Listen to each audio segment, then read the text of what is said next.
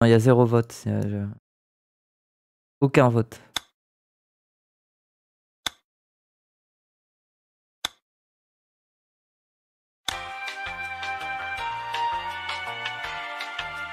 D'accord, j'ai pas compris son intro. Un des grands moyens pour décréter...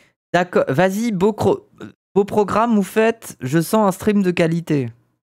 Tu peux être honnête, hein, je suis pas ton patron. Hein. Tu peux...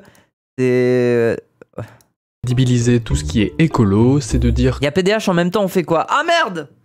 Il y a PDH en même temps qui stream, je lève les mains du clavier.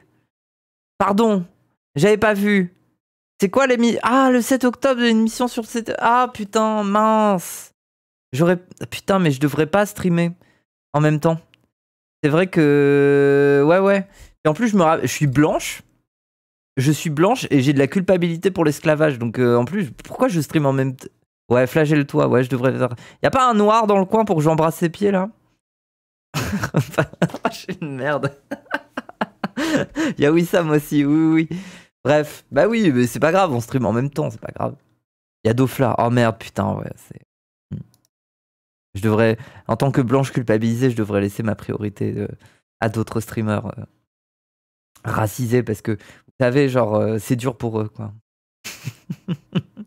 Ilyes, sinon, mais il est pas en stream, là, Ilyes, attends.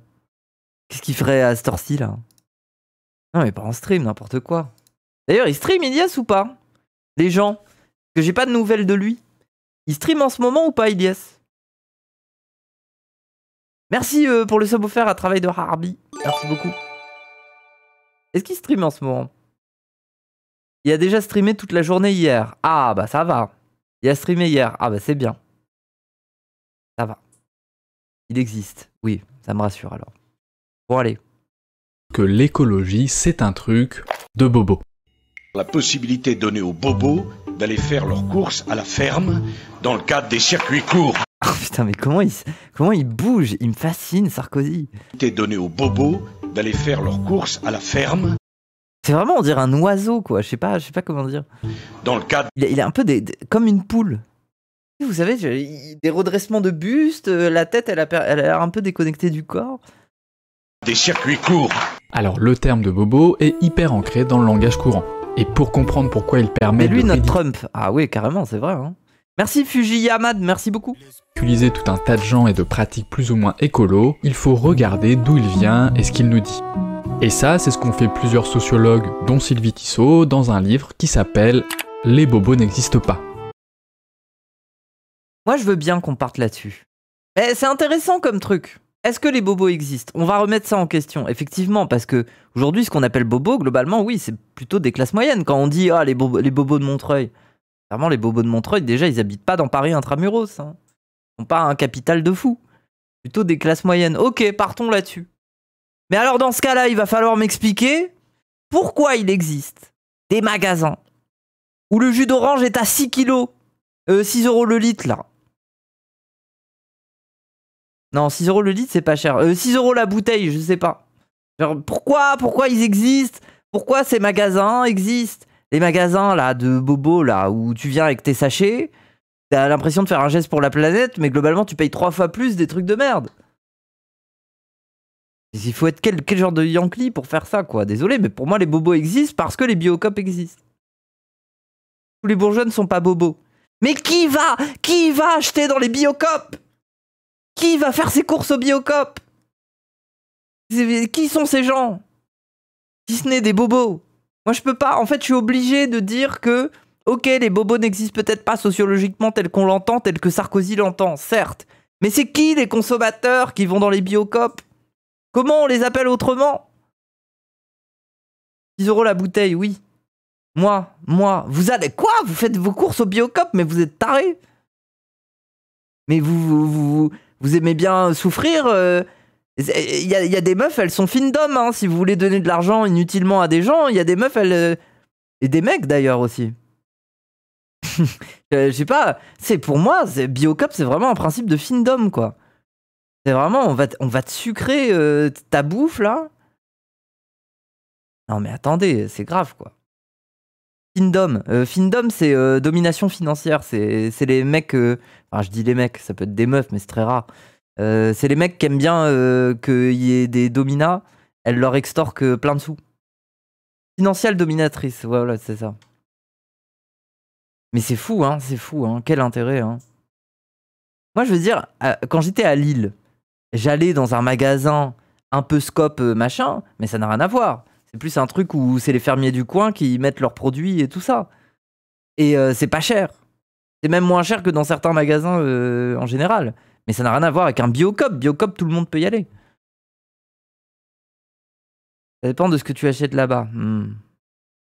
Et dans ce livre, ce qu'on nous révèle, c'est que ce mot à l'origine a été inventé par un éditorialiste américain, David Brooks. Biocoop pour le vrac, car c'est moins cher et je peux prendre ce que j'ai besoin en quantité, le reste c'est trop cher.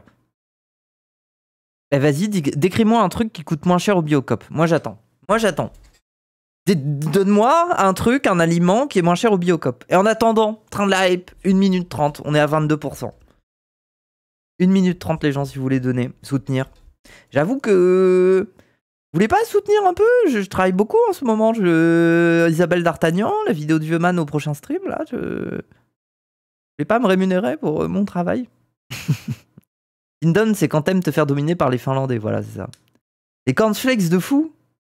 Lidl bio facile, 3 fois moins cher que Biocoop. Voilà, on est d'accord. Allez, à Lidl, hein. Le riz, les lentilles, les pois chiches. Mais qui cuisine ses lentilles lui-même? C'est débile. Il y a des conserves où elles sont déjà cuisinées. Quel intérêt de les cuisiner soi-même? À part d'être en association LGBT et de vouloir faire un dalle de lentilles vegan. Merci Kairu Boguru. Boru. Kariru. Ouais, merci pour le sub. Catastrophique à vie. Ah. Désolé, moi je cuisine pas. Hein. Atroce les boîtes de conserve. Merci Wannabe Doggy. Oui, après, Oussem, une fois, tu nous avais montré ton panier de courses. Oussem, globalement, il fait le mec, mais il bouffe les mêmes choses que les influenceuses fitness. Hein. C'est même nourriture. Putain, 20 secondes! Ouais, c'est fini pour ce train, c'est fini. Ah, j'y crois plus. Hein. Je crois plus en vous, le chat. Avant, je croyais en vous, mais... C'est fini, hein. Merci, Davilou. Merci pour les 200 bits. J'ai l'impression que ma connexion, elle saute. Les gens, des fois, ça bug pas ou... Merci Vince pour les 100 bits. Malheureusement, ça ne sera pas assez. Il n'y a pas un fou du bus là qui balance un truc. Là, non, c'est fini. C'est fini. Putain, on fait des trains de la hype niveau 2 hein, sur cette chaîne. Hein. Fini, hein. Cette chaîne est finie. Hein. Les patrons, ils vont jamais me signer. Hein. Il y a des gens qui ont 3 fois 1h30 à perdre par jour en cuisine. Oui, ça me fascine. Non, mais c'est tout. C'est juste que... En fait, je dois accepter qu'il y a des gens, leur petit moment cool, c'est de faire la cuisine. Mais c'est tout, moi, c'est pas mon truc. Moi, c'est de faire du sport. J'avais prévenu concernant ton chat. Oui. Personne dit ricoré en arrivant rapport à la journée. À la bonne journée. Quoi? Il y a des gens pour leur week-end. C'est leur week-end pour la semaine, oui. Oh, rien. En vrai, les magasins bio, c'est pour 2-3 trucs précis introuvables en supermarché, mais faire toutes ces courses à Biocoop, je vous vois en bizarre. Il y en a qui font toutes leurs courses à Biocoop, bien sûr. Il y en a, ils y vont tous les jours. Et ils achètent la même pomme, le même radis, ils mangent toujours les mêmes trucs. Hein. Je prépare mes plats sur 3 jours en t'écoutant. Non, mais après, ça, je respecte. Préparer ses plats à l'avance et tout dans les superwars, je comprends. Moi, quand je fais des pâtes, je fais 1 kilo de pâtes, et ça me tient sur 3 jours. Bon, allez. Ce journaliste un peu particulier, qui est un journaliste plutôt, on pourrait dire, éditorialiste, de droite, vraiment conservateur, et qui en a fait en fait une sorte de cheval de bataille contre ce qu'on pourrait traduire en français comme le progressisme, c'est-à-dire toute une mouvance en gros de gauche, qu'il qualifie, ou plutôt qu'il disqualifie à travers ce terme-là. Le terme de bobo, à la base, c'est donc pas du tout un terme sociologique, c'est un terme politique, et même un terme de discrédit politique, puisqu'il vise clairement les idées progressistes. Et ce qui est étrange, c'est qu'en France, sa popularisation est d'abord passée par la presse de gauche, en particulier par le journal Libération, qui dans ses rubriques lifestyle l'a beaucoup utilisé pour se moquer un peu gentiment de certaines tendances en matière de vêtements et d'alimentation. Ouais, parce que moi, j'ai pas une utilisation du mot de la même manière. Et en fait, la question que j'ai envie de soulever aussi en voyant cette vidéo-là, même si on est à 1 minute 40, et peut-être qu'il va en parler, mais on va commencer à en parler entre nous, est-ce que on continue d'utiliser ce terme? C'est ça la question aussi. Contre son camp libé, oui, j'avoue. Les gens, est-ce qu'on continue d'utiliser le terme bobo? Est-ce qu'il fait sens? Moi, je trouve que j'aime trop ce terme. Genre, il est entré dans le langage commun pour moi. Après, du coup, est-ce qu'on n'a pas à rougir d'avoir un terme qui vient d'un conservateur La Zawa peut donc... De quoi? On dit quoi à la place? Faux pauvre? Pour moi, c'est pas faux pauvre. C'est pas vrai. Un bobo, pour moi, c'est pas ça. Pour moi, je vais vous donner ma définition. Un bourgeois bohème, c'est quelqu'un qui aime graviter et se rapprocher des milieux créatifs et artistiques de gauche parce que en fait, il est prêt à mettre de l'argent, il est prêt comment dire, à payer son clout social pour pouvoir s'associer de près ou de loin à des initiatives un peu artistiques, créatives, machin. Et du coup, c'est un peu, pour moi, un bobo. C'est quelqu'un qui va à un vernissage d'une expo et qui est prêt à acheter une œuvre un peu moche juste parce qu'il a envie d'impressionner ses amis, à pouvoir acheter une œuvre, alors que tout le monde lui dit que c'est quand même un peu moche dans cette expo. Et globalement, il a pas vraiment de goût esthétique. C'est juste qu'il est capable de mettre un billet pour acheter une œuvre. Tu vois, enfin, c'est un peu... Je le vois comme ça. Pour moi, un bobo, c'est ça. Pourquoi? Parce que bourgeois, bohème. Bohème au sens de les bohémiens, tels qu'on a fait un peu le milieu artistique marginal et tout ça, là. Et le bourgeois, celui qui est intéressé par le fait de s'inscrire et de graviter autour des espaces un peu festifs, un peu progressistes, justement, qui sont liés au milieu de la culture et tout ça. Le public Zawa, il est bobo? Non, mais pour moi...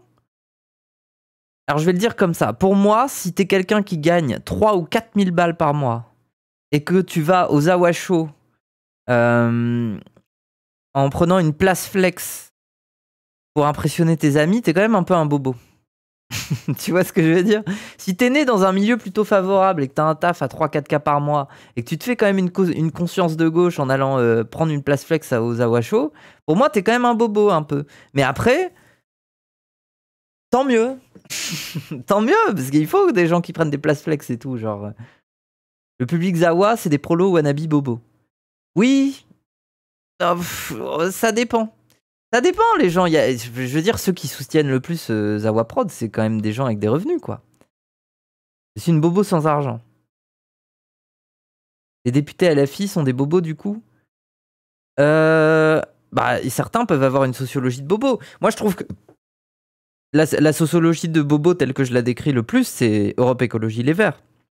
Et c'est pas forcément un truc lié au fait qu'ils parlent d'écologie. Je pense que c'est un truc plus lié au fait de leur rapport à la culture. Je veux dire, quand ça fait des twerk, quand ça fait des cours de twerk en meeting, pour moi, c'est ce que je décris. C'est cette volonté de vouloir être à proximité d'un milieu culturel qui est pas le tien, d'être capable de mettre un billet pour inviter des gens qui t'apprennent à twerker, et globalement, c'est un peu ridicule. Et moi, militant LFI, 3K5 par mois, place flex aux Zawa Show, bref, le plaisir. Merci beaucoup, Vranken, de faire vivre Zawa Prod. Mais du coup, t'es un peu un bobo. Enfin, je pense, j'en sais rien. Bref. Et du coup, la question de la vidéo, oui, c'est est-ce que ce mot, on continue d'utiliser, je pense, j'imagine? Du coup, le bobo chez Libé, c'était surtout un archétype un peu rigolo qui permettait de faire des blagues à peu de frais. Ce qu'on a d'ailleurs très bien retrouvé sur YouTube des années après. Je suis chez Jack et son pote Marco. Je fais repérage de course dans les champions. En vrai, c'est drôle. J'ai vu du kilo. Ce monde est rempli de haine. Il y a des gens qui mangent encore Ça, c'est hipster. C'était un peu plus hipster, ouais. du gluten. Allô maman, bobo, comment tu m'as fait? Mais en plus, les gens, maintenant, moi, je suis à Paris. Je vois l'entourloupe. Enfin, c'est une dinguerie. L'autre fois, j'avais faim. Je marche dans la rue.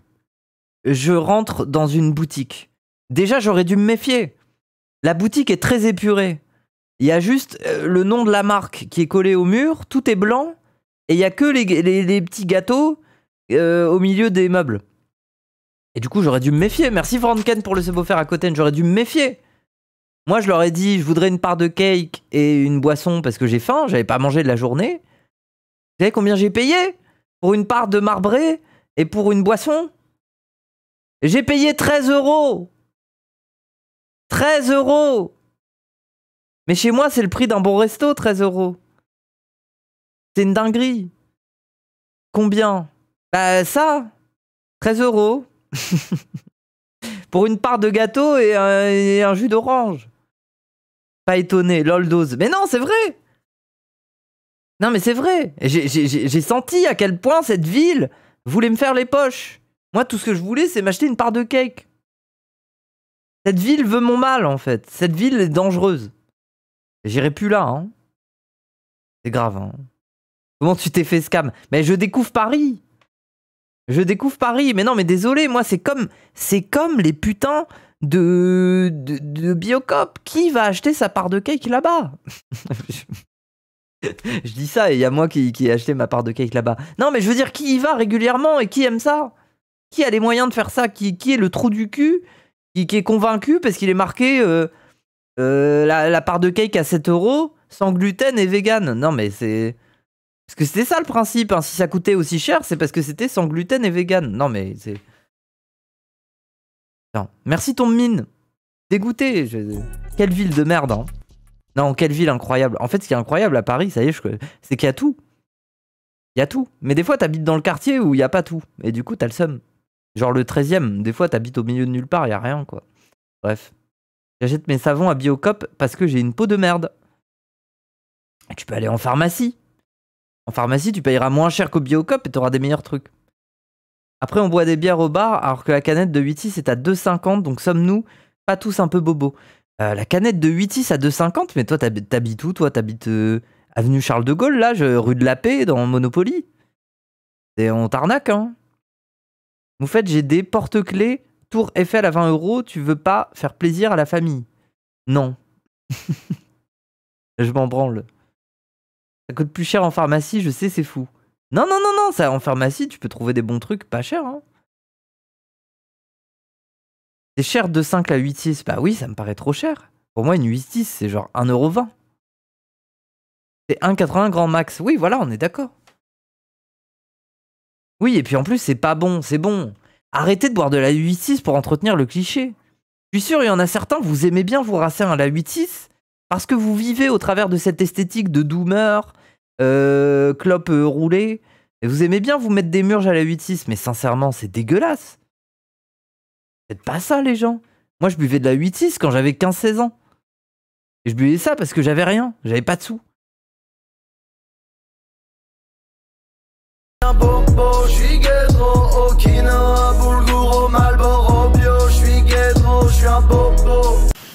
Mais cet usage gentillet de la figure du bobo n'a pas duré longtemps, et très vite, comme aux États-Unis, le terme est devenu une manière pour la droite et l'extrême droite d'attaquer la gauche.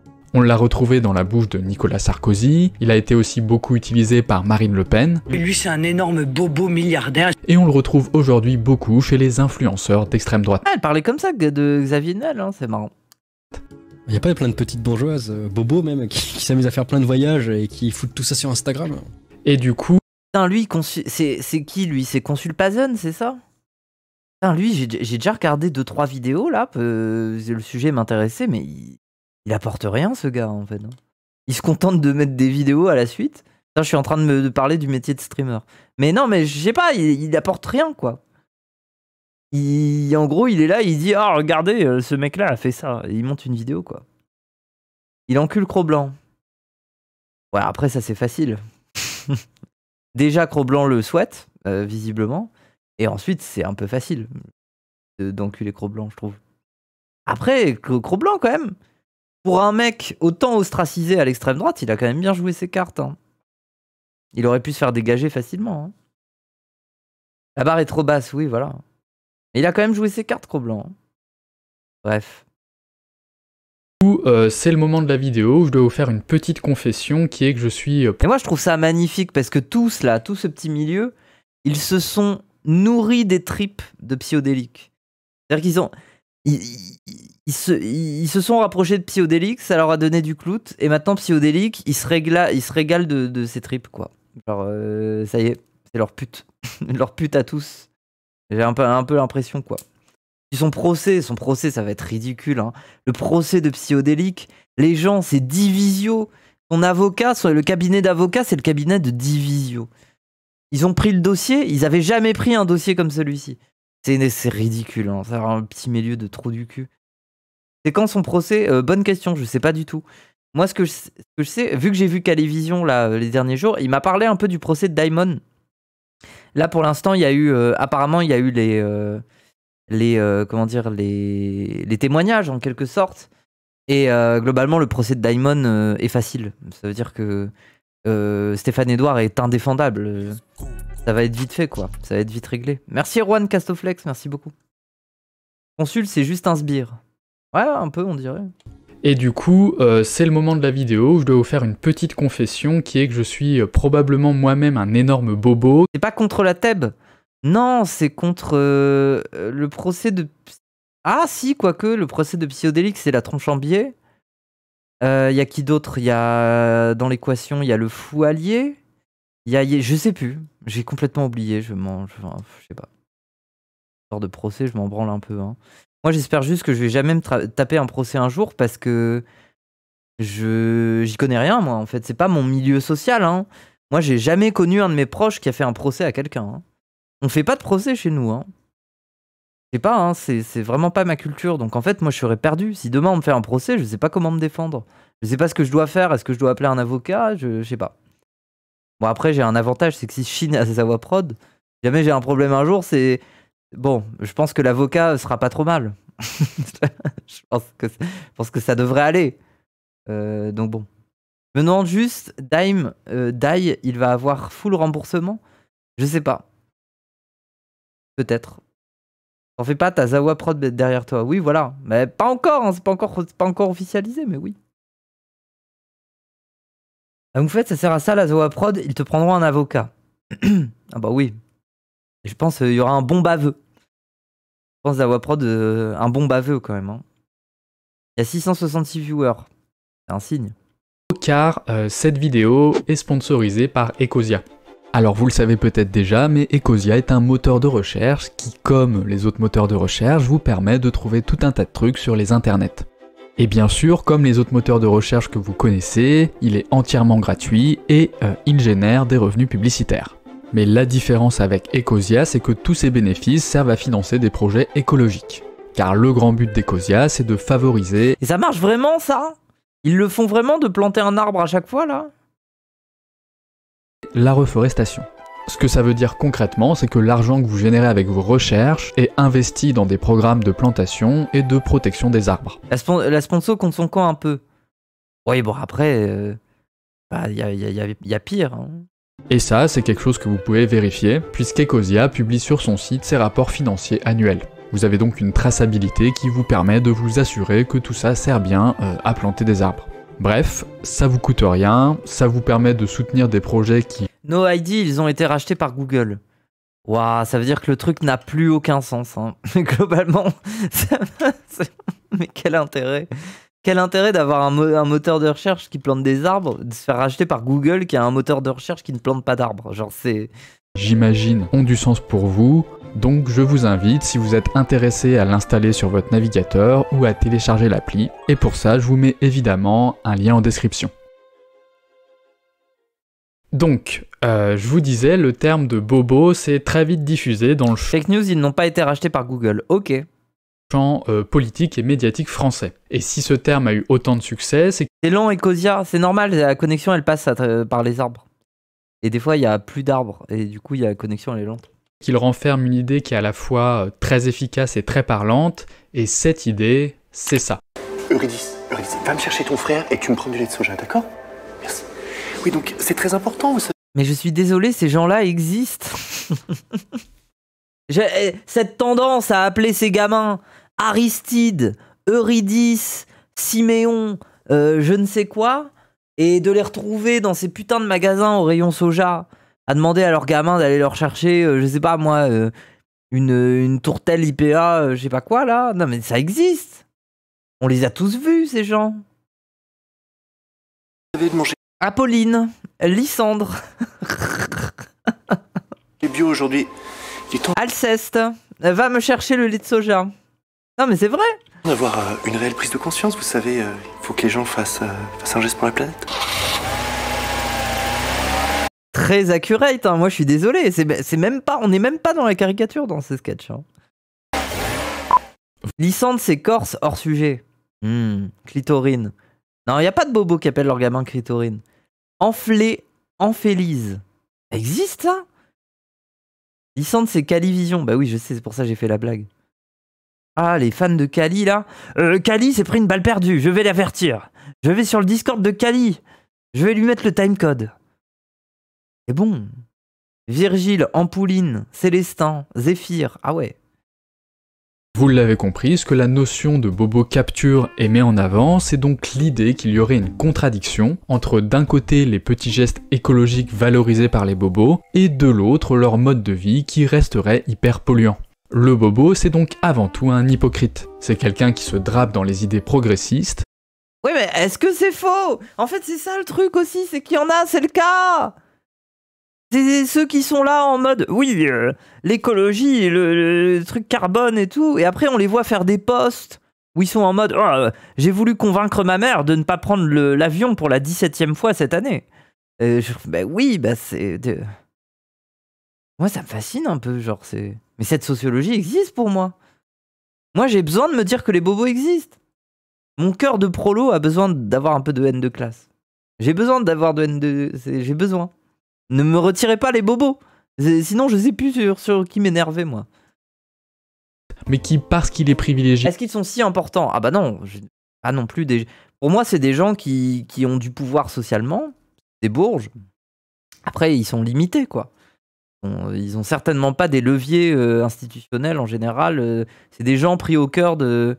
En fait, c'est juste que c'est des consommateurs bien plus consommateurs. Mais c'est des gens avec... une angoisse écologique, de la white guilt, enfin, globalement des gens pris dans la matrice de l'anxiété générale, quoi. Je les nourris chaque jour dans la boulangerie vegan où je taffe. Voilà. Mais on est d'accord, équipier polyvalent. On peut pas nous enlever ce mot-là. Je suis sûr que pour toi, ce mot, il est précieux. T'as besoin de ce mot pour décrire ce que tu vis. T'as besoin d'un repère. Après, oui, on peut questionner le repère et son utilisation, mais... nous enlevez pas ça. Pour parler des clients de ta boulangerie, là, c'est trop important. Et économiquement, fait secrètement un gros doigt d'honneur à la planète. Et justement, en fait, j'ai envie que la vidéo réussisse à me convaincre, de me dire, ah oui, en fait, le concept, il est pété et j'ai plus envie de l'utiliser. Je crois pas que ça va arriver, hein, on verra. Ce qui est bien avec ce genre d'idée, c'est que c'est assez facile à vérifier en sociologie. Et c'est précisément ce qu'on va faire dans cette vidéo, grâce à un article du sociologue Maël Ginsberger. Alors cet article, il est assez parfait pour la problématique Oh, ça me donne faim, burger. qui nous intéresse. Parce qu'un de ses premiers constats, c'est qu'il y a une grosse différence entre deux types de pratiques écolo. Car ce qu'il observe statistiquement dans son enquête, c'est qu'il y a tout un ensemble de petites actions qui sont très liées à la sensibilité écologique. Ces actions, c'est typiquement le tri des déchets, le fait... Ok, je vais compter le nombre d'actions que je fais dans ma vie. Écolo. Vous allez voir, je suis très écolo. Hein. Liées à la sensibilité écologique. Ces actions, c'est typiquement le tri des déchets. Ah oui. Je fais pas le tri des déchets. Le fait de consommer des produits bio. Et... ok. Ah si, en vrai ça je le fais. Mais c'est parce qu'il y a des produits bio, ils sont juste bons en fait. Genre c'est quand même... Il y a des produits bio, ils sont bons. Alors attends, qu'est-ce que je prends de bio? Le miel. Je prends du miel bio. Sinon, j'ai du miel artificiel. Du coup, je prends du miel bio. Les œufs, c'est bien de se dire « Ah, c'est des œufs bio !» C'est des poules, elles ont pas souffert, ce qui est complètement faux. Hein. Je veux dire, c'est pas parce qu'il est marqué bio qu'elles ont pas vécu dans leur caca et elles sont mortes en agonisant parmi les asticots. Hein. Ça existe même dans le bio, hein, donc bref. Il y a milliardaire et petit richou. Putain, il y a quoi d'autre que je prends en bio? Les œufs français, c'est mieux. Oui, parce qu'au moins, c'est des poules patriotes, mais elles sont mortes dans leur caca, mais patriotiquement, quoi. À tester au préalable. Ah, après, moi, j'aime bien aussi les espèces de sachets, vous savez, la purée de pois, là, que tu réchauffes au micro-ondes. Ça, c'est bon, ça. Ça coûte pas trop cher. Tu peux en acheter 2. Ça te fait un repas à 4 € et c'est bon. Biocop, c'est l'anthroposophie, ça dégage. Non, tout n'est pas anthroposophe. C'est Dr. Ochka, c'est Velleda. Il y a des marques comme ça qui sont anthroposophes, mais tous les produits ne le sont pas. Hein. Après, au niveau de la bouffe, je connais pas. J'avoue, au niveau de la bouffe, je connais pas les entreprises anthroposophiques. Déméter. Le lait industriel, goût de flotte. Oui. Oui, oui. Miel, œuf bio, ça passe. C'est à la frontière du boboïsme. Oui, je suis d'accord. Après, le thé, quand il est bio, je dis que c'est quand même meilleur. Je sais pas, parce que c'est des herbes et tout, donc t'as envie de prendre du thé bio. La viande. En vrai, la viande. La viande, c'est tellement le truc où t'as pas envie de te faire baiser, parce que quand tu t'achètes ta viande, t'as envie de passer un bon moment, et t'en achètes pas non plus trop souvent. Bah du coup, si tu peux essayer de choper du bio, tu prends du bio. Ou alors le mieux, c'est d'aller chez le boucher, mais... Putain, d'ailleurs, c'est bon. Moi, c'est ça, en fait. Je me sens pas parisienne. Moi, maintenant, j'habite à Paris, je me sens pas parisienne. Elle est où ma boulangerie avec mon sandwich à 2,50 €? Il est où mon boucher halal? Ils sont où ces gens-là? Il est où mon épicerie afghane? J'ai plus tout ça, moi. Je suis perdu, moi. Les fruits et légumes viennent souvent d'agriculture bio-locale. D'accord, bah ça me rassure. Va dans le 20e. En vrai, le 20e, ça a l'air bien. Viens dans le 20e. Bah, j'ai pas trouvé dans le 20e, désolé, mais oui, ça a l'air bien. À Barbès, il y a l'air d'avoir des trucs cool, ouais. Après, il y a surtout beaucoup de magasins Lika Mobile où tu vas chercher tes colis, quoi. Un magasin sur 2 à Barbès, ça a l'air d'être ça, hein. T'as les épiceries chinoises, sinon. Ah ouais, les épiceries hors de prix qui vendent tous les mêmes trucs. Ça me fait penser à la vidéo de Mister JD sur Emily in Paris. Oui. Entre Gare de l'Est et Gare du Nord, il y a la rue chez des Tamouls. Ah mais oui, mais non, mais ça, Ilyes, il m'a déjà emmené manger là. Hein. Vous inquiétez pas, hein, la rue des Tamouls, là, Ilyes, il la connaît bien. Hein. Il est fan de ça. Hein. À chaque fois, il t'emmène au resto, il est en mode...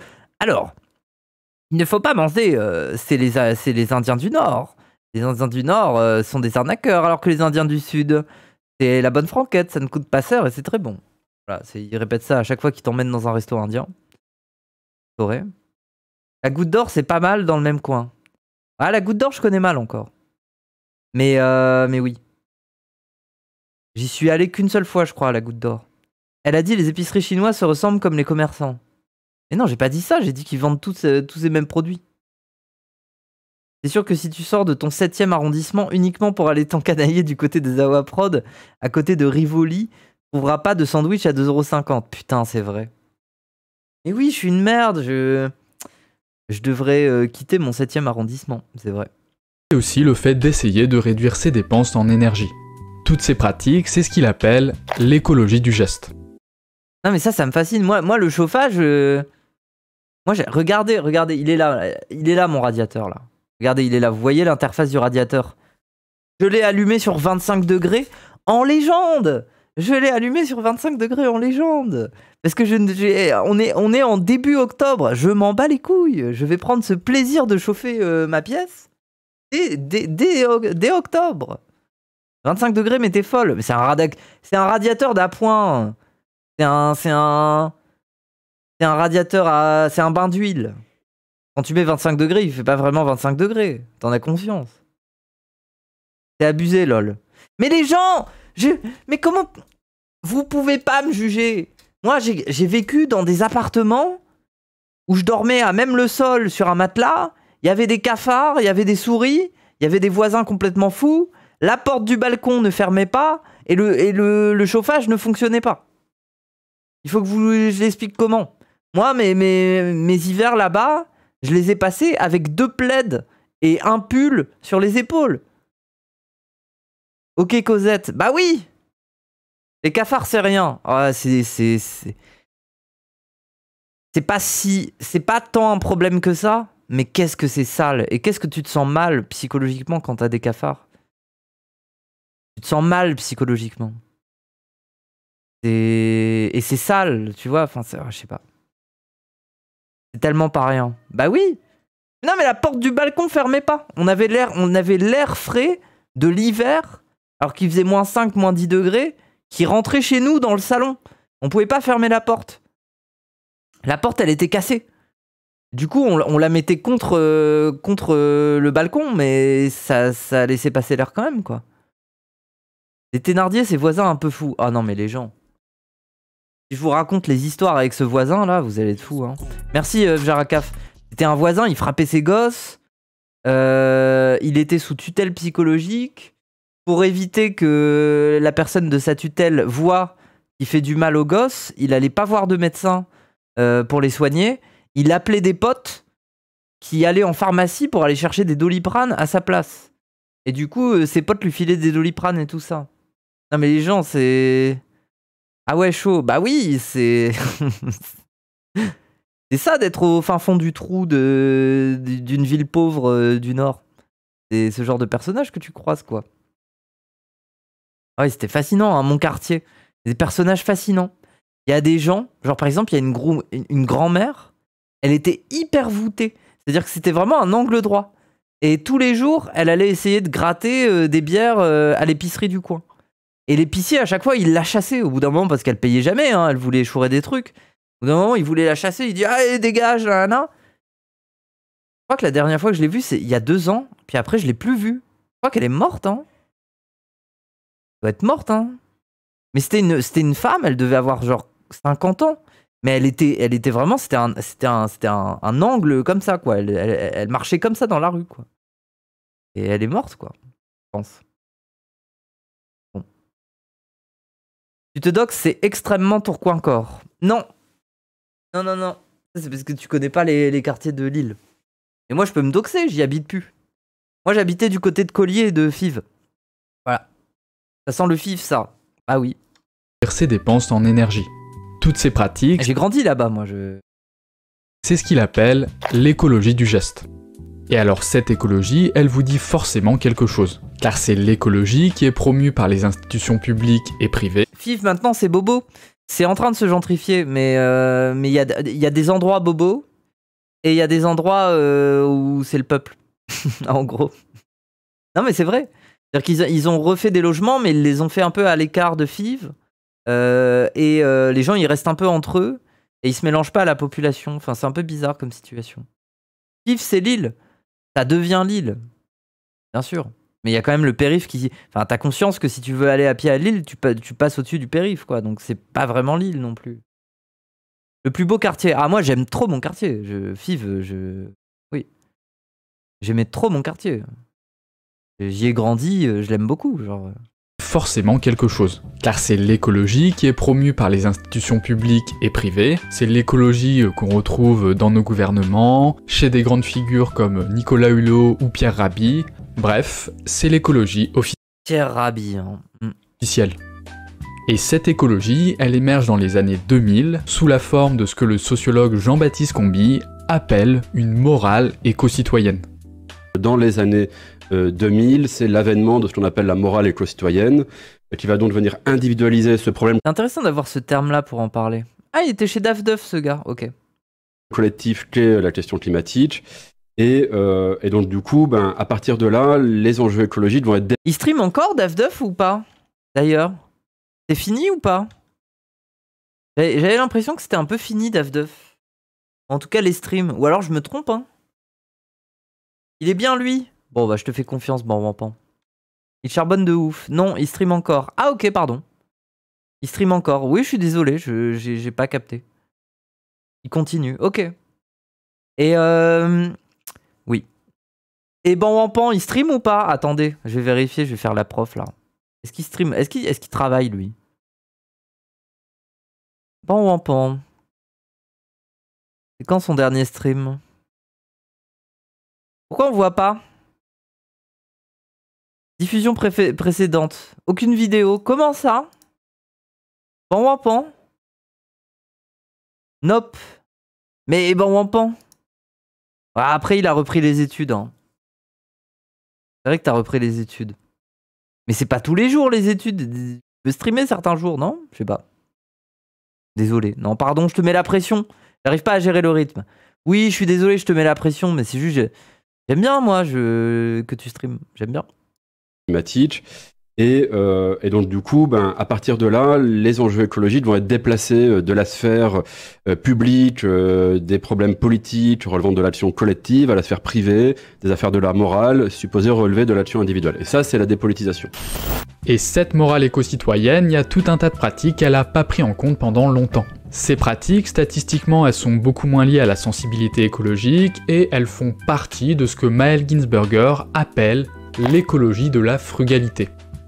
Alors la frugalité, c'est ce qu'on pourrait appeler aussi la sobriété. Et c'est en gros le fait d'avoir un niveau de vie pas très polluant. C'est le fait de renouveler rarement ses équipements électroménagers, le fait de faire peu de voyages, de prendre rarement la voiture. Bref, vous voyez l'idée, c'est ce que feraient les bobos s'ils n'étaient pas d'horribles hypocrites. Après, c'est intéressant de mettre le doigt sur des gens qui ont travaillé sur ce type d'écologie, parce que globalement, c'est un peu l'écologie. Moi et d'autres, enfin en tout cas dans notre bulle un peu politique, c'est un peu l'écologie à laquelle on s'attaque. C'est un peu l'écologie moralisatrice, qui prend jamais en question les structures de pouvoir et tout ça, qui préfère s'attaquer aux réflexes de son voisin. Est-ce qu'il fait bien le tri sélectif? Est-ce qu'il fait sa lessive? Enfin, je fais des trucs comme ça. Et globalement, c'est dépolitisant, parce qu'on s'intéresse pas, je sais pas moi, au pouvoir, aux lois, au fait que les industries continuent à polluer librement. Et après, derrière, c'est juste casse-couille. C'est juste, c'est des gens, voilà, culpabilisateurs, quoi. Mais il faut quand même noter que de cette méta-là, il y a quand même des belles choses qui sont... Il y a des tendances dans la société intéressantes. Moi, je trouve que les fripes, on peut critiquer. On peut critiquer le côté, justement, un peu bobo, qu'on pourrait dire, là, des fripes qui coûtent hyper cher. Globalement, c'est juste des magasins de vêtements, mais bon, c'est de la seconde main, mais tu vas quasiment les payer au même prix. Voire même, des fois, ils te font des fripes où ils font du neuf, mais qui ressemble à du vieux. Et ils te le vendent hyper cher. Tu pourrais le trouver en seconde main, bien moins cher. Donc, il y a beaucoup d'arnaques, il y a beaucoup de trucs dans tout ce qui est fripe. Mais moi, je trouve que, globalement, la tendance des gens à s'intéresser au fait d'aller en friperie chercher des fringues, moi je trouve ça bien. Ça veut dire que de cette écologie un peu culpabilisatrice, dépolitisante, interindividuelle, il y a quand même des initiatives à l'échelle collective qui sont pas si mal. Moi je trouve le truc des fripes, c'est pas si mal. Le fait que ça devienne commun de se dire, bon bah si jamais je trouve pas tel truc dans un magasin, je vais aller en fripe, ou inversement, moi je trouve que c'est des bons réflexes en fait. C'est pas l'écologie, le problème, c'est les gens qui sont dépolitisés. Oui, bah oui. Oui. Mais bon. Les friperies, ça a tellement changé ma façon de m'habiller. Bah oui, non, mais c'est un cheat code, les friperies. Hein. Après, il faut avoir le temps. Moi, j'ai de la chance, je suis streameuse. Donc j'arrive des fois à me dégager une après-midi où je peux aller faire un peu le tour des friperies. Et dans ces cas-là, j'arrive quand même à récupérer 2 ou 3 trucs bien stylés et que je vais mettre. Mais c'est pas évident. Faut avoir le temps, quoi. Moi, je comprends les gens qui ont pas le temps et qui commandent tout sur Internet. Ou alors, ils vont juste... hop, on va faire un petit tour à V2. On va au Célio. On va au machin. On prend un pantalon, on se casse pas les couilles et voilà. Ça, je comprends aussi. Mais je sais pas, je trouve que les friperies, par exemple, c'est des habitudes intéressantes. Les friperies m'ont permis de mieux comprendre mon identité sexuelle. Bah, oui. Oui, en plus, il y a des coups, il y a des lore queer dans les friperies. Moi, c'est la première fois qu'une vendeuse a pris 2 heures à me faire essayer plein de vêtements pour me faire accepter un peu plus ma féminité et le fait que je pouvais porter des trucs moulants ou courts et tout ça, c'était dans une friperie.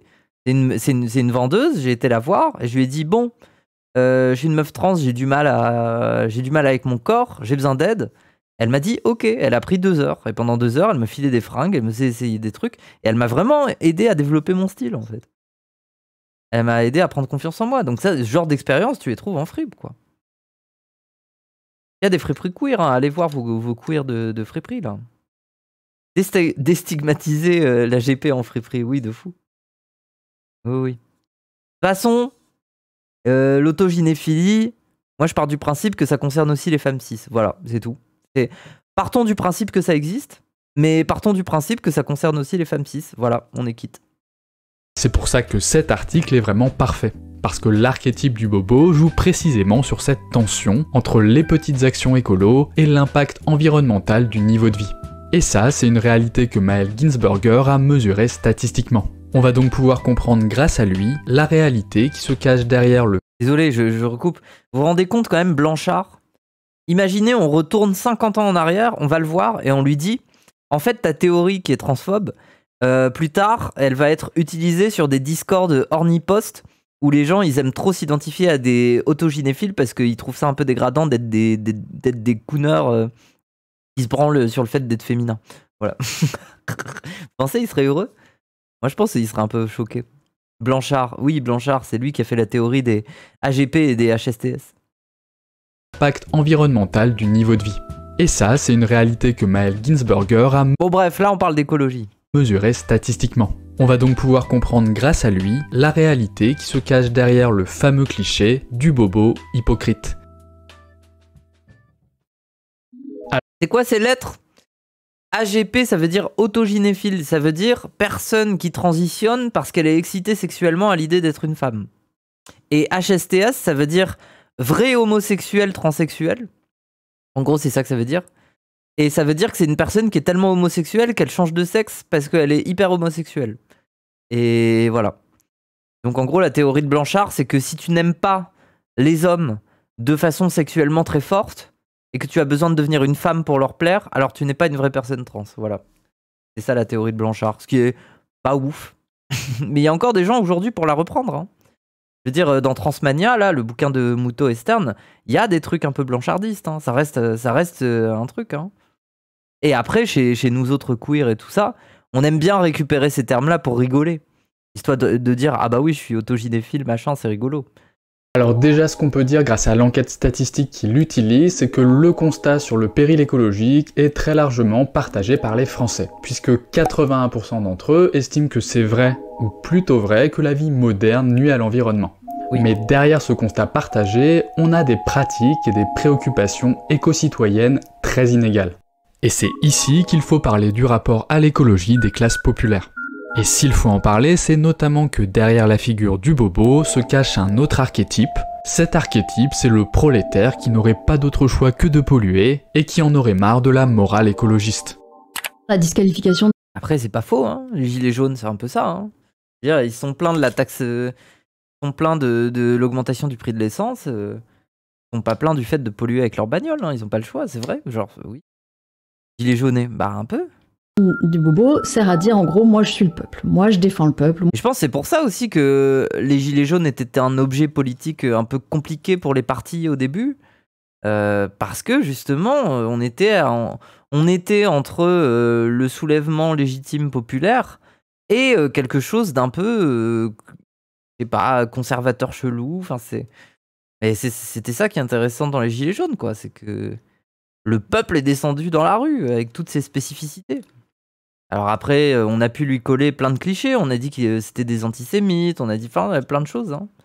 Vous vous rappelez, hein, Finkielkraut, qui a réussi à faire une propagande digne de après le 7 octobre, mais avant l'heure. Est-ce qu'il est fort, hein? Quand on est à la campagne, on ne peut pas faire autrement que de prendre la voiture. Bah oui. Oui. Ou alors tu te démerdes avec ton vélo, t'as des mollets en béton, mais globalement tu te fais chier, quoi. Enfin, c'est mieux d'avoir une bagnole, quoi. C'est pour ça qu'il fallait surtout que la gauche y aille au max au lieu de mépriser. Oui, bah c'est ce qu'ils ont fait. Je pense que la gauche a joué son rôle. Peut-être pas suffisamment, mais après, est-ce qu'il le fallait? Je veux dire, dans un moment social aussi important que celui des Gilets jaunes, est-ce que ça dépend encore vraiment des partis? Moi, je pense que les partis peuvent essayer de tirer leur épingle du jeu en essayant de politiser la question de la mobilisation, mais dans un tel niveau de mobilisation sociale, ça dépasse le cadre des partis, c'est vrai, hein. Donc c'est oui. Dire le monde moderne au lieu de capitalisme, c'est pipeline vers l'extrême droite. Non, je suis pas d'accord, parce que la modernité, c'est un concept plus complexe que ça. Regarde, les décoloniaux, ils parlent de modernité. Ils parlent de la critique de la modernité occidentale. C'est-à-dire, qu'est-ce qu'on appelle modernité? C'est une question d'espace-temps, c'est un peu compliqué. Mais quand je parle de décolonialisme. Les espaces-temps, ça veut dire que les cultures n'avancent... Enfin, les cultures et les époques ne sont presque pas les mêmes, des fois, dans certains endroits du monde. La modernité, c'est important, oui, mais c'est pas une pente extrême droite. C'est plus complexe que ça. Bref. La disqualification du bobo sert à dire en gros, moi je suis le peuple, moi je défends le peuple, moi je défends les classes populaires. Avec évidemment une vision des classes populaires là qu'il importe de regarder de près, c'est-à-dire que c'est qui les classes populaires, comme c'est l'envers des bobos. L'écologie, c'est pas une question pour eux, et tout ce qu'ils font à longueur de week-end, c'est évidemment faire des barbecues pas véganes. Du coup, vérifions. Est-ce que les classes populaires rejettent la morale écologiste et n'ont pas d'autre choix que de polluer? Eh bien, en gros, oui et non. Non, ça c'est faux. Parce que le premier truc qu'on constate avec les résultats de l'enquête, c'est qu'effectivement, la sensibilité éco-citoyenne est beaucoup moins répandue parmi les classes populaires. Attends, quoi? Oui et non. Parce que le premier truc qu'on constate avec les résultats de l'enquête, c'est qu'effectivement, la sensibilité éco-citoyenne est beaucoup moins répandue parmi les classes populaires. Bah oui, mais parce que déjà, de base, ils polluent pas beaucoup. Genre, moi, je suis désolé, mais moi, je me reprends mon cas en exemple. Mais quand j'étais dans ce petit appartement à dormir sur le sol avec mes 2 plaids parce que on n'arrivait pas à chauffer la maison en hiver... J'allais pas commencer à faire des réflexions à ma daronne parce qu'elle faisait pas le tri sélectif. Hein. Il y avait peut-être d'autres priorités, comme s'occuper des cafards, essayer de trouver un chauffage convenable. Il y a peut-être d'autres priorités qu'essayer de faire le tri sélectif. Enfin, je sais pas. Ça me paraît logique, en fait. Car, en fait, on a 2 variables constitutives des classes populaires qui vont très clairement dans ce sens, la profession et le niveau de diplôme. C'est ce qu'on voit sur un graphique hyper important, mais malheureusement un peu dur à lire. Ce graphique, le voilà. Quoi? Oh. Attends. Ah, mais attends. J'ai l'impression que c'est le tableau, là, avec gauche autoritaire, gauche machin, là. Libertaire. Attendez. Alors, rassurez-vous, hein, on va y aller progressivement, et vous allez... Oui, j'ai besoin de comprendre, c'est quoi les variables, en fait? Alors rassurez-vous, hein, on va y aller progressivement, et vous allez voir une fois qu'on a compris le truc, c'est pas si Là on comprend rien. Compliqué. Ce graphique, il se base sur ce que je vous ai dit juste avant. Il mesure le niveau d'adéquation avec l'écologie des petits gestes sur 7 axes. D'accord. Donc plus on descend... Attends, plus on descend, plus c'est des gens qui n'appliquent pas ces gestes, voire même qui sont réfractaires à ces gestes-là. Avec à gauche ceux qui en font le moins et qui rejettent le plus cette écologie. Donc je note PG-, hein, petit... Attends, quoi? Petit geste moins. Et à droite, ceux qui adhèrent le plus à cette écologie des petits gestes, donc je note petit geste plus. Ok, donc là, c'est un peu le... Oh, putain, en vrai, c'est intéressant de fou. Mais du coup, c'est quoi l'autre variable, là? Et l'autre axe, l'axe vertical, mesure lui l'écologie de la frugalité. Avec en bas ceux qui consomment le moins et sont les plus sobres. Voilà.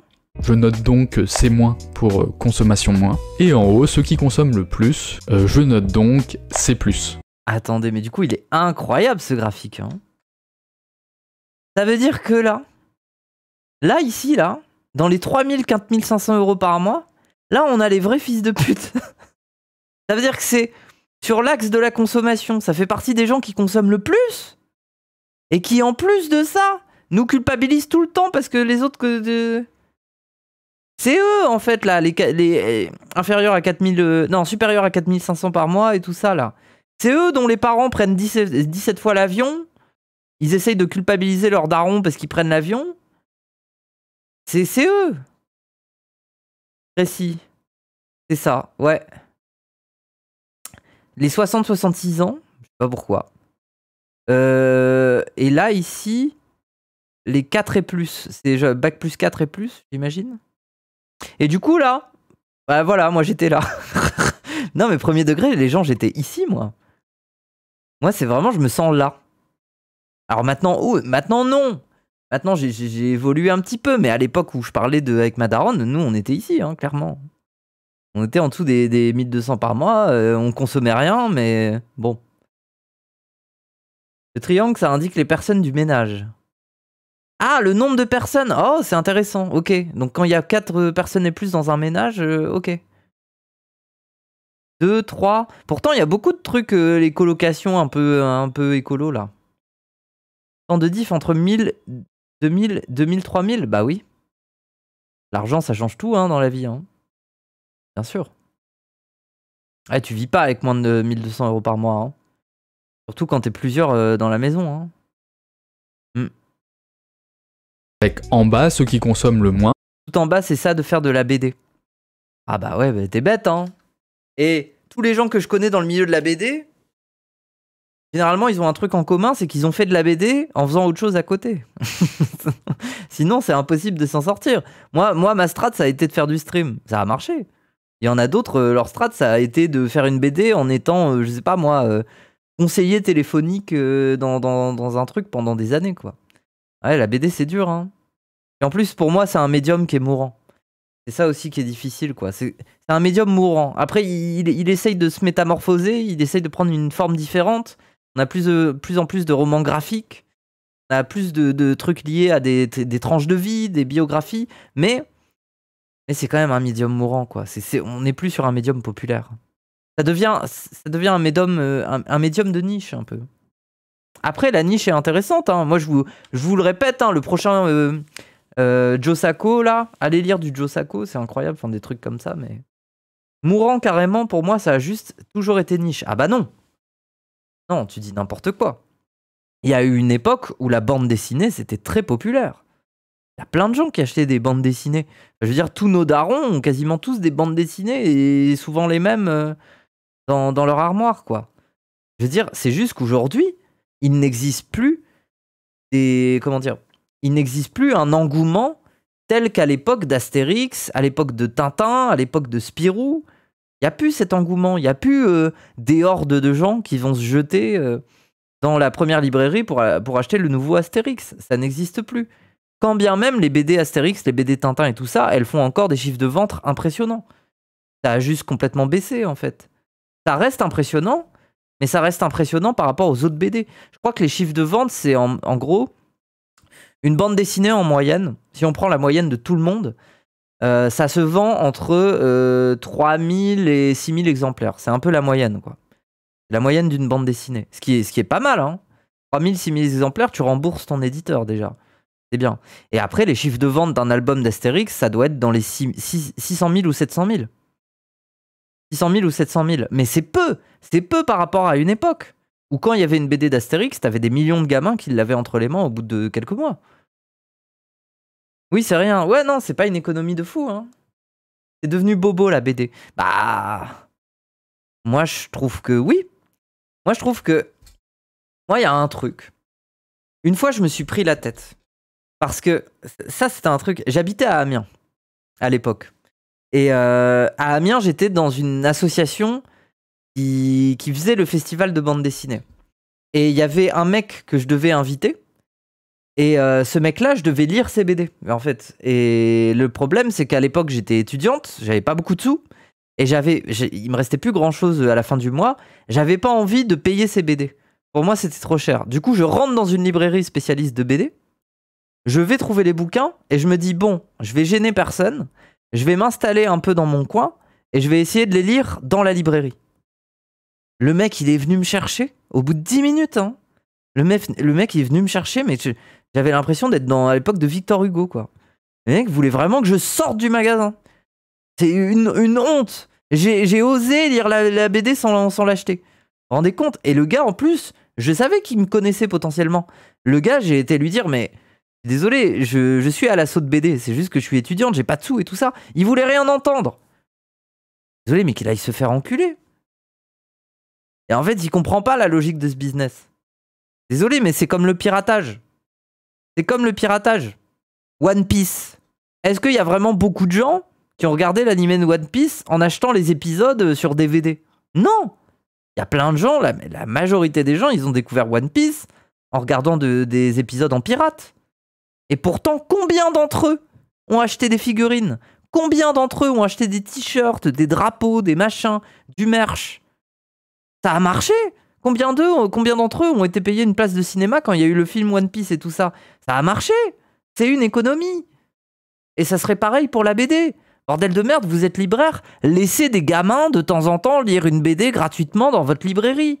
Vous allez peut-être en faire un accro. Je veux dire, c'est comme les dealers. La première dose, des fois, elle est gratuite. Pas ce fils de pute qui a besoin de virer chaque personne qui lit une BD gratuitement dans ta librairie. C'est peut-être comme ça que tu vas lui développer un goût. Il va peut-être développer le goût, le fait de lire ça. Voilà pourquoi ça devient bobo aussi. Il y a même plus... on se retrouve à plus avoir d'espace où on peut tenter la chose gratuitement. Genre, ça m'énerve. Bref. Et sont les plus... Il y a des médiathèques, bibliothèques. Ah oui, mais quand t'es gamin, ta daronne, elle t'emmène là-bas, t'es content. Et à un certain âge, tu vas plus à la bibliothèque avec ta daronne, quoi. Après, force à vous, si vous allez à la bibliothèque tout seul, bravo. Hein. C'est une habitude qui se perd. Hein. Donc, vous êtes des résistants. C'est vrai, c'est bien, hein, je vous encourage. Hein, c'est bien d'aller à la librairie, lire des trucs et tout. Sur lui, l'écologie de la frugalité.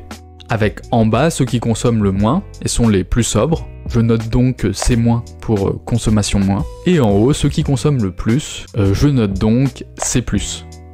Donc voilà, vous avez un peu le sens du graphique. Maintenant, ce qu'on voit si on s'intéresse à la morale éco-citoyenne des petits gestes, c'est que ça varie énormément avec le niveau de diplôme. On voit très nettement que moins on est diplômé, moins on est dans ce truc d'éco-citoyen. Oui. Regardez, hein, on a une progression très nette le long de l'axe des petits gestes. Ah, c'est intéressant. Qui va des moins diplômés, qui ont au mieux le niveau collège, aux plus diplômés, ceux qui ont au moins un bac plus 3. Et si on s'intéresse à la profession, Putain, moi j'ai un bac plus 4, hein. Alors que je suis vraiment une charclo. Hein. Moi, ça me fascine. Hein. En fait, j'ai eu un cheat code. Moi, j'ai eu un cheat code dans la vie. Il me permet de dire que je suis un bac plus 4, mais c'est un peu de l'arnaque. C'est qu'on m'a fait rentrer directement en 3e année de licence. Alors que j'ai pas fait les 2 premières années. Mais c'est parce que, en fait, j'avais un bon niveau en dessin. Et que du coup, ils m'ont fait directement rentrer en licence 3 parce que bah, ils me voyaient pas faire les 2 premières années. Ils voulaient, voilà. Et du coup, j'ai pu gratter un bac plus 3 assez vite. La dingue. Ah, désolé, bon pan. C'est ça d'avoir du talent. La strate de fou, bah oui. L'escroc, bah oui. Moi, j'ai un bac plus, oui. on retrouve à peu près la même chose. Après, j'ai un bac plus 3 bande dessinée. Hein. C'est pas une folie, hein, mais... Avec, regardez, les ouvriers et les chômeurs qui sont à gauche, donc qui sont moins dans les petits gestes. Puis ensuite, progressivement, on arrive aux employés, aux professions intermédiaires, et enfin, on arrive aux classes supérieures avec les cadres et les professions intellectuelles.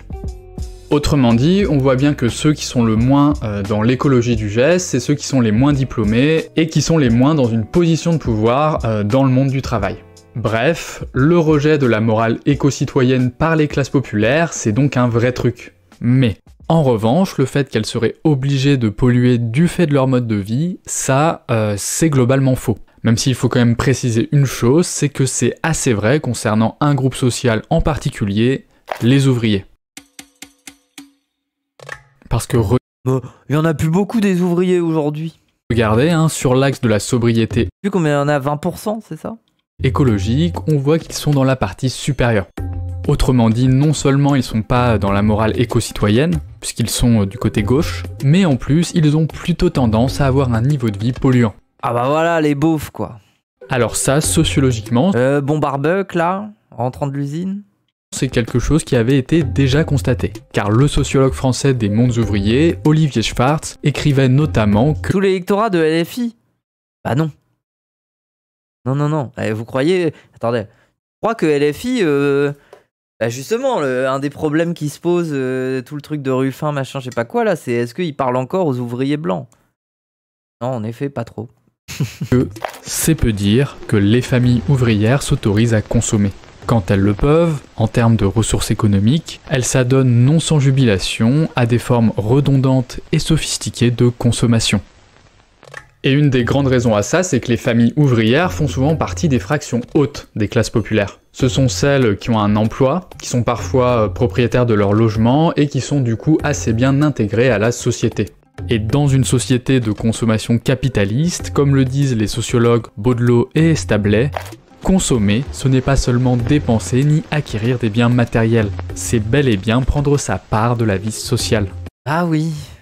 Mais non, mais moi je comprends, tu sors de l'usine, tu vas chez le boucher, tu vas chercher ta petite tranche là, tu la ramènes à la maison, t'es tout fier, ta tranche de beefsteak là, dans un petit papier rouge et blanc, là.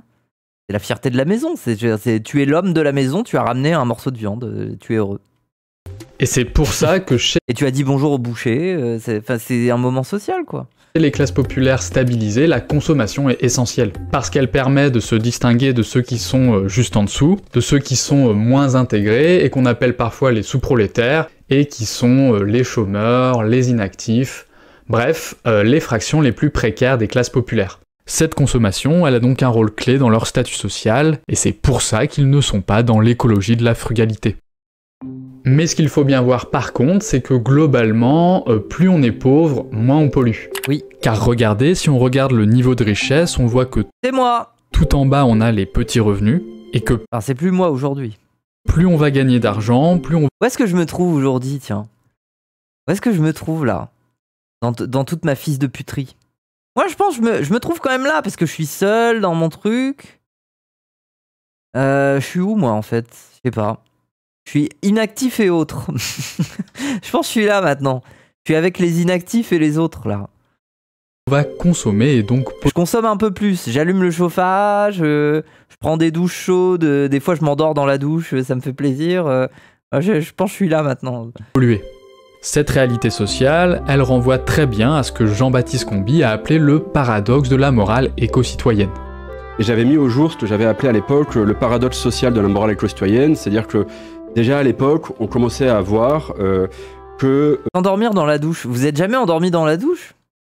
Éco-citoyenne, c'est-à-dire que déjà à l'époque, on commençait à voir que, en matière environnementale, il valait finalement être mieux pauvre et mal informé que riche et bien conscientisé, c'est-à-dire que les personnes qui avaient les styles de vie les plus émetteurs de gaz à effet de serre étaient aussi celles qui étaient les plus à l'aise avec cette écologie morale, individualisante, dépolitisante. Ah oui. Et alors là, on arrive pile sur le cœur de ce que dénonce le cliché du bobo parisien. Bah oui. Mais donc c'est quand même une réalité. Il y a quand même un brin de réalité dans le bobo. Donc il va falloir creuser un peu pour voir quels sont les groupes sociaux qui sont pris dans ce paradoxe. Oui. Et par chance, Maël Ginsberger, en plus de toutes les variables dont je viens de parler, prend en compte aussi dans son analyse tout un tas d'autres facteurs. Par exemple, le lieu de résidence, mais aussi le genre ou le fait de vivre seul ou en famille. Ils habitent en banlieue, dans un quartier gentrifié, avec leurs enfants en bas âge, Siméon, Titouan et Aristide. Et ils aiment bien aller au Biocop pour bien nourrir leurs enfants. Et ils aiment bien le quartier, ils trouvent que c'est animé, mais quand même ils évitent les rues avec trop d'arabes et de noirs. Parce qu'ils ont un peu peur pour leurs enfants en sortant de l'école et tout. Et avec ces nouvelles variables, il va dégager plusieurs profils. Et figurez-vous que le grand profil qui est complètement dans ce paradoxe, bah c'est pas les bobos parisiens. C'est ceux qu'il appelle les propriétaires bien intentionnés. Paris 17, les Batignolles, pour moi c'est déjà assez bourgeois. Non, moi je pense... en tout cas pour Paris... De mon peu d'expérience parisienne, je pense que quand tu vas du côté de Montreuil, juste au-dessus là aussi le petit bout de ville, le petit bout là. Comment il s'appelle déjà le petit bout là, le petit quartier au-dessus de Montreuil. Oui, Romainville, mais je pensais pas à ça.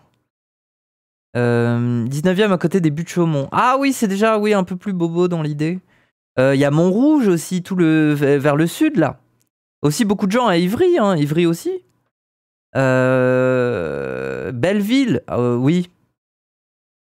Genre ceux qui habitent à Montreuil mais mettent leurs enfants à Vincennes pour être dans une bonne école. Ah ça m'étonne pas. Merci Sblay. À Vincennes, il y en a aussi beaucoup des bobos. Mais c'est plus bourgeois à Vincennes. Et c'est un quartier dormant de bourgeois. Montrouge, c'est assez bobo, oui. Ah oui, Montrouge, tu trouves vraiment le cliché sur pattes qu'on a décrit. Globalement, tout Paris. Bah non. En fait, il y a des lieux, les bobos, ils veulent pas y habiter dans Paris parce que c'est trop... Il y a trop de circulation, il y a trop de vie, il y a trop de... c'est trop un lieu de travail. C'est trop un lieu qui brasse. Et ils ont peur pour leurs gosses. Eux, ils veulent la tranquillité. Eux, ils veulent se réveiller le matin et prendre leur café en entendant les oiseaux chanter et pas le périph'. Du coup, les bobos, ils choisissent quand même des endroits où ils ont la chance d'accéder aux deux. Accéder à la vie qui bouge et tout ça parisienne, et le côté où tu peux te reposer, la rue est calme. ton gamin, il est dans une école un peu sympa. Voilà. Strasbourg, Saint-Denis, j'imagine, je connais pas.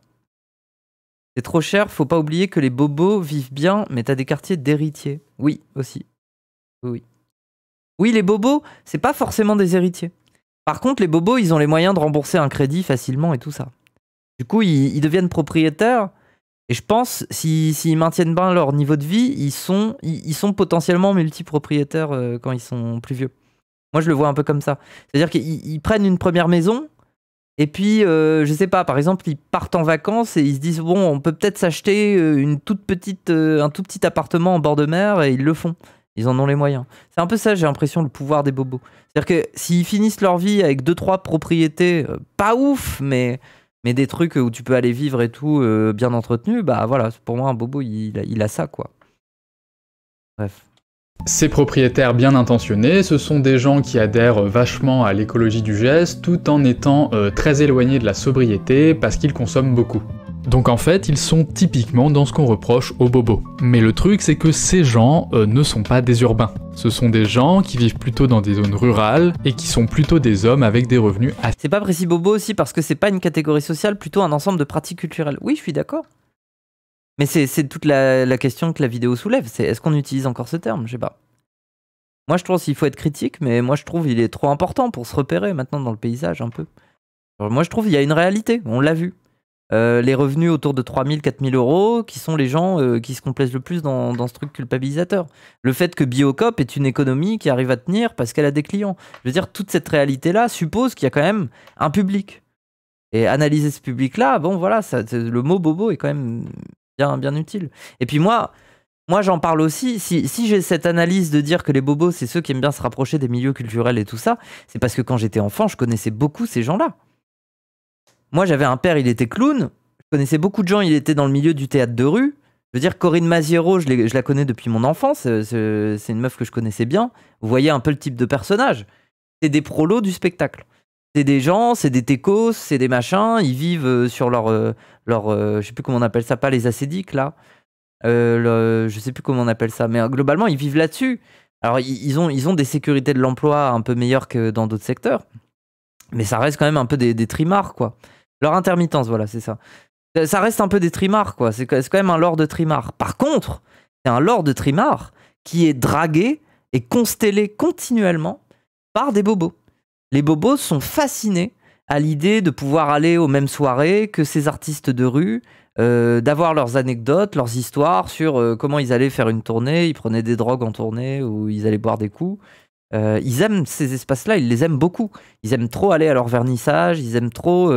Et du coup, c'est quand même des soutiens de ce milieu. Enfin, c'est des milieux interdépendants, parce que les trimards du spectacle ont besoin des bobos pour gagner leur vie, en fait. Et les bobos ont besoin des trimards du spectacle pour se donner une caution un peu culturelle. Voilà. Ce sont des gens qui vivent plutôt dans des zones rurales. Je veux dire, les bobos, genre typiquement, tu peux en croiser en squat. Les squats qui commencent à être un peu légaux, un peu bonne vibe familiale, les bobos se jettent là-dessus. Tu les vois débarquer avec leurs poussettes, leurs 3 gosses. Là, Timéon, va me chercher un punch au bar, là, je sais pas quoi. Oui, non, genre, oui. Que ces gens ne sont pas des urbains. Ce sont des gens qui vivent plutôt dans des zones rurales et qui sont plutôt des hommes avec des revenus assez élevés. Du coup, ils sont à la fois très équipés, ils utilisent beaucoup leur voiture, mais à côté de ça, ils vont avoir des pratiques de consommation verte. Ils vont acheter des produits bio, ils vont prendre des paniers en AMAP, et ils vont aussi vouloir faire des travaux pour améliorer les performances énergétiques de leur logement. Oui, mais attends. En général, ces gens-là habitent à la campagne. Déjà, ça me fait bugger. Genre, j'ai plus l'impression que c'est des citadins. Genre, je sais pas. J'ai un peu... Je sais pas. Le fait de devoir les reléguer à la campagne, un peu néo-ruraux... Ah. Je trouve que c'est une population précise qu'on peut appeler bobo. Mais la plupart des bobos, non. C'est des citadins, non? Périurbains, je sais pas. Bref, ils sont donc complètement dans la morale éco-citoyenne, tout en ayant un style de vie très... Ils confondent campagne et périurbain. Ah, il y a peut-être un peu de ça, ouais. Polluant. Après, les images qu'ils montrent, c'est un peu la campagne, quand même. Et du coup, nos fameux bobos, qui, dans l'imaginaire collectif, sont des gens de gauche qui vivent plutôt en ville, eh ben, ils sont où dans tout ça? Alors je dirais qu'on les retrouve dans 2 profils assez différents. Ok. Le premier profil, c'est un profil très minoritaire statistiquement, mais qui est clairement le profil de bourgeois parisien dont on entend tout le temps parler. D'accord. Et c'est du coup ce que Maël Ginsberger appelle les urbains engagés. Et ces urbains engagés, ce sont des gens qui vivent à Paris et qui ont à la fois des revenus élevés et un très bon niveau de diplôme. Pour vous donner une idée, ça va être plutôt typiquement des gens comme Ouais, Hugo Clément, oui. Yann Barthès ou Hugo Clément. Oui. Et ce qui les caractérise, c'est un rapport très distinctif à l'écologie. En gros, ils sont complètement dans l'écologie du geste et en même temps, ils ont des modes de consommation globalement assez sobres. Parce que chez eux, la distinction passe beaucoup moins par l'adhésion à la société de consommation que par des manières morales de consommer et de vivre. Du coup, en plus... Je sais pas.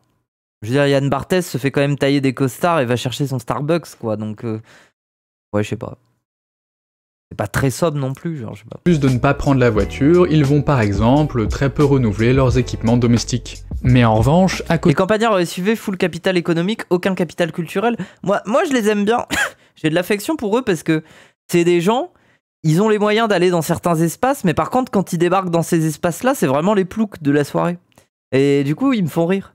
C'est-à-dire qu'ils ont des thunes, mais ils se comportent comme des ploucs, tu vois. C'est-à-dire que globalement, ils ont les moyens, je sais pas moi, ils ont les moyens de faire plein de trucs, ils partent en vacances. Et par contre, quand ils partent en vacances avec les gamins, ils ont ce même putain de de trucs collés à la vitre avec Mickey et Donald pour empêcher le soleil de faire chier les gamins pendant le trajet, quoi. Vous voyez un peu l'imaginaire. Ils gardent trop des trucs de plouc un peu, tu vois. De ça, il y a un truc qui fait qu'ils ne sont qu'à moitié dans la sobriété écologique. C'est que du fait de leur métier et de leur grande aisance culturelle, ils partent beaucoup à l'étranger et donc prennent beaucoup l'avion.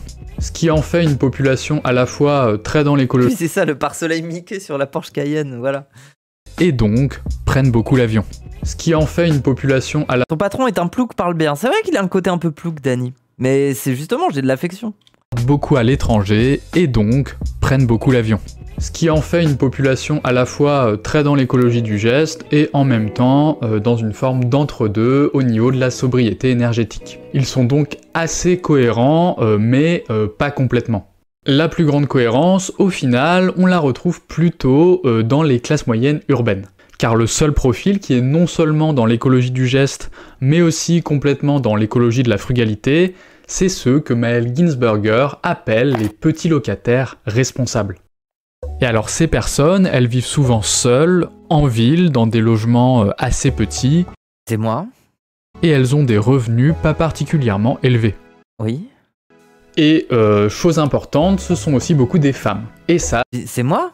C'est quand même quelque chose qu'il faut souligner. Car dans l'enquête, le genre apparaît vraiment comme une variable assez importante, que ce soit dans la sensibilité éco-citoyenne, mais aussi dans la sobriété environnementale. Regardez, si on revient sur notre graphique, on voit que les femmes sont... Ah, c'est intéressant ça, juste la donnée homme-femme, ouais, tu vois une différence de fou. C'est fou ça. Le twist vous fait une bobo. Non mais oui. Ah! Je déteste l'ascension sociale. Après, je ne regrette rien. Mais vous êtes dit, n'hésitez pas à offrir des subs, n'hésitez pas, un petit 5 subs, un petit virement PayPal là. J'ai besoin d'acheter mon jus d'orange innocent après le stream. Je vais aller acheter ça là au Biocop du coin. J'ai besoin d'un jus d'orange innocent là, parce que c'est du stress quand même le stream, genre c'est... Moi, des fois, je tombe en dépression, j'ai envie d'aller à l'hôpital psychiatrique. À la fois du côté des petits gestes, mais aussi de la sobriété, là où les hommes sont du côté de la consommation et du rejet de l'éco-citoyenneté. Bref, en gros, vous l'avez compris, mais le groupe le plus cohérent au niveau écologique, c'est plutôt les urbaines célibataires de la classe moyenne, et le plus incohérent, c'est les hommes ruraux qui ont des bons revenus. Après, moi, je les comprends, de toute façon, être une meuf, ça coûte cher. Je veux dire, désolé, mais être une meuf, ça coûte un peu plus cher. Genre, si t'as envie d'être une meuf féminine, tu vas remettre du budget maquillage, produits de beauté, fringues, ça monte vite, hein. Et tout ça, ça nous emmène à la conclusion de cette vidéo, et à 2 grands problèmes sociologiques qui se... Avec toutes vos chaussures. Combien j'ai de chaussures maintenant ? Je crois que j'ai 7 ou 8 paires. C'est pas mal, hein, comme ratio. Bon, après, la moitié, c'est de la merde. Mais ça va. Pose avec l'archétype du bobo. Alors le premier grand problème, Escargot. vous l'avez peut-être senti, mais c'est qu'il mélange des groupes sociaux très différents. Quelque chose que constatait déjà Sylvie Tissot en 2000. On se souvient des bottes Gucci. Bientôt des bottes Gucci. Non, mais je pourrais jamais m'acheter ça, par contre. Arrêtez. C'est pas possible. Je dois vendre un rein si je m'achète des bottes Gucci. Alors, 2018. Ça peut aller d'intermittents du spectacle qui habitent dans le bas Montreuil jusqu'à des couples de cadres du privé qui vont acheter un bel appartement au Batignolles. Donc quand vous mettez ces mêmes populations dans un même groupe, ça ne dit pas grand-chose. Et nous, on retrouve très bien ça avec notre enquête. Parce que les bourgeois parisiens et les urbaines célibataires de la classe moyenne, eh ben, c'est pas la même. On a d'un côté des gens qui ont des très bons revenus, qui sont propriétaires, qui prennent beaucoup l'avion, et de l'autre des locataires qui n'ont pas un niveau de vie très élevé. Et les assimiler juste sur la base de leurs aspirations écologiques, en vrai, ça marque plus un rejet des idées écolo que des inégalités sociales. je suis d'accord. Aussi, le deuxième grand problème, c'est qu'en plus de rassembler des gens trop différents, la notion de bobo, en réalité, s'en fiche de la contradiction entre les petits gestes et le train de vie polluant. Parce qu'en vrai, cette contradiction, c'est pas tellement à Paris qu'elle s'observe, mais plutôt chez des hommes aisés qui sont propriétaires d'une maison en zone rurale. Et ça, les gens qui s'en prennent aux bobos n'en parlent jamais. Du coup, ça m'amène à une première... Ouais, moi je pense qu'il y a des gens, ils sont plus bobos dans leurs habitudes. Et ils votent à l'extrême droite que des bobos. Hein. Première réponse qui est que non, l'écologie c'est pas juste un truc de bourgeois privilégiés. En revanche, je pense qu'il faut quand même bien dire une deuxième chose. Une chose qui à mon avis est vraiment cruciale et qu'il ne faut pas confondre avec la critique des bobos. Cette chose, c'est que par contre la morale éco-citoyenne qui a fait des petits gestes son cheval de bataille est quelque chose qui exclut et stigmatise les classes populaires. Oui, merci. Elle valorise une forme d'écologie qui demande des ressources économiques et culturelles, et à côté de ça, elle invisibilise tout ce qui est lié à la sobriété environnementale. Oui. Ce qui fait que les plus pauvres passent pour les mauvais élèves de l'écologie, alors même que ce sont eux qui polluent le moins. Et ça, c'est je pense un des grands problèmes de l'écologie actuelle. Du coup, pour finir cette vidéo, si jamais vous voulez approfondir cette question, je vous invite vraiment à vous intéresser au travail du sociologue Jean-Baptiste Comby, qui en parle vraiment très très bien. Ok, j'aurais pas le temps de m'y intéresser, mais ouais, si vous voulez aller voir ce gars... Ouais, en vrai, je suis curieuse. Mais j'ai pas le temps, j'ai trop de travail sur d'autres trucs, mais... En matière environnementale, je dis souvent pour les classes populaires, c'est la double peine au carré. Bon, mais dans cette double peine au carré, il y a au moins le fait que c'est la classe populaire qui pollue le moins, mais qui souffre le plus. Et ça, il faudrait le mettre beaucoup plus en avant, parce qu'en fait, on le voit là avec les inondations qu'il y a eu cet hiver dans le Nord-Pas-de-Calais et là plus récemment dans d'autres régions. On le voit dans les Pyrénées-Orientales et les sécheresses, c'est-à-dire que ceux qui souffrent le plus de ces événements météorologiques extrêmes qui vont s'intensifier, etc., ce sont les plus vulnérables, ce sont les plus fragiles. Oui. Oui. Oui, mais après, karma. Hein.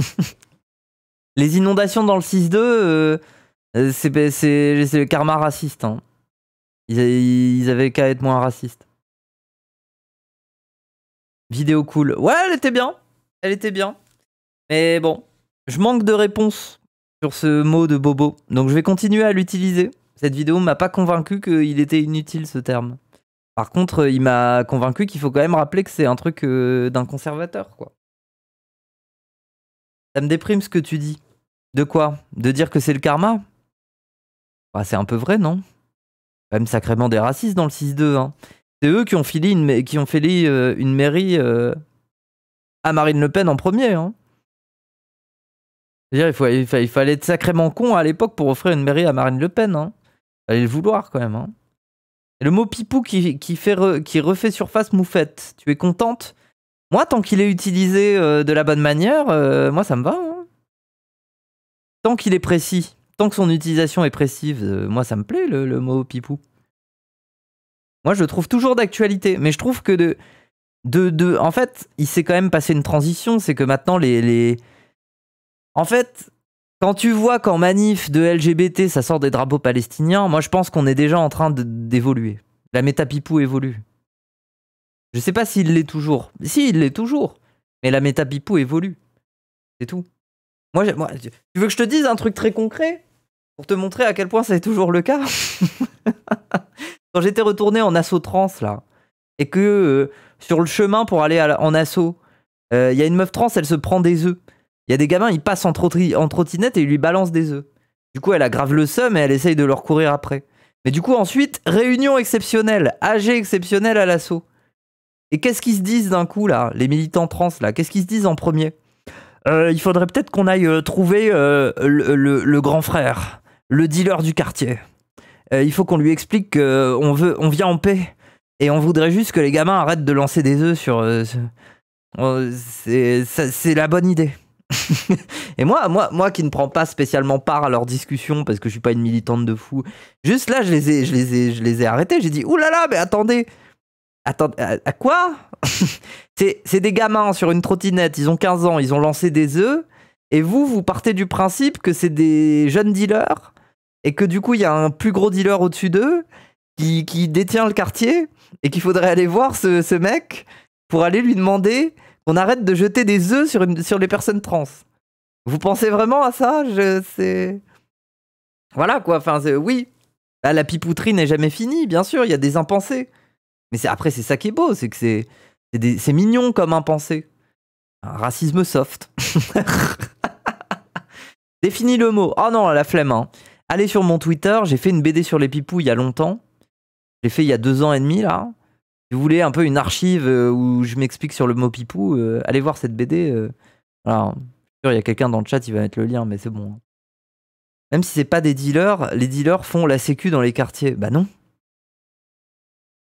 Non, et puis il y a plein de gamins qui s'emmerdent, et enfin je veux dire, pas conscience qu'une des données principales que tu retrouves en banlieue ou en campagne et qui fait que les gamins font des bêtises, c'est l'ennui. C'est pas spécialement le fait de vendre du shit ou quoi que ce soit. Il y a les néo-pipous giga antiracistes maintenant. Oui, justement, il y a une évolution, t'as raison. Et après, giga antiraciste dose. Hein. Je veux dire, il y en a certains, ils se sont bougés sur la question palestinienne 7 ou 8 mois après. Hein. Au moment où ça a commencé les streamers ont commencé à faire leur event, les trucs comme ça. Hein. Ils sont intéressés à la question bien après. En mode forcing, je veux dire. Ah, par contre, ils y tiennent. Ils sortent le drapeau palestinien à chaque manif et tout. Oui, c'est louable. Mais de là à dire c'est turbo antiraciste, non. Ils sont en train de se former sur la question. Et c'est une bonne chose. Mais il faut doser. On analyse sur Nathalie aussi sur ta chaîne VOD. Oui. J'ai plein d'analyses à faire de Nathalie. Après, je la connais pas personnellement, mais... Cela dit, ils peuvent... Après, Nathalie, c'est pas pipou. Je vais être encore... Je vais être encore... je vais être encore plus une connasse. Voilà, hein. Clippé, hein. Pour moi, Nathalie, c'est même pas pipou. Pour moi, Nathalie, c'est du queerbaiting. Voilà mon avis sur Nathalie. C'est que c'est même pas pipou. C'est queerbait. Voilà. Nathalie, c'est plus radical, vénère un peu. Oui. La plupart des gamins, après leur première connerie contre des personnes marginales, se calment très vite. Oui, bah oui. Non, mais c'est un truc de gamin.